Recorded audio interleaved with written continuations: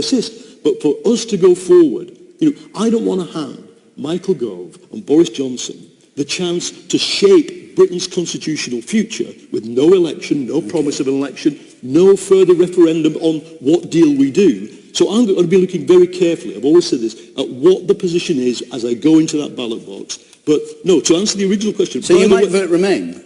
Well, I might, but there are things that the Remain can do to convince me to do that. One would be to promise an election within 6 months of the referendum. Then we can all decide on the future relationship with Europe. Right. That's democracy.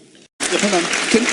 Just for people who are never quite sure what TTIP is, what exactly is the implication, you're an economist, of TTIP on the NHS? Why is this an issue? Just explain in layman's language, if you would. Transatlantic Trade and Investment Partnership is a binding treaty that gives, that says, look, we Britain have to, and Europe, have to open up our markets to American companies, and that if they are unfairly discriminated against, i.e. you cannot own the NHS, they can sue us in a court. So we have to exempt the NHS. I would exempt a lot of other stuff, and I would simply say we should veto TTIP in Europe, and it's probably likely to happen. I wouldn't see this as a leaving or staying in issue for Europe, but we put the pressure on the Commission to veto it, and while I've got the floor, I will just do what you lot haven't done.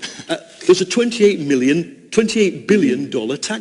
pound tax gap in this country. We're not collecting at least 28, it could be 128. That money should be collected from the tax-dodging rich and used to pay for the NHS.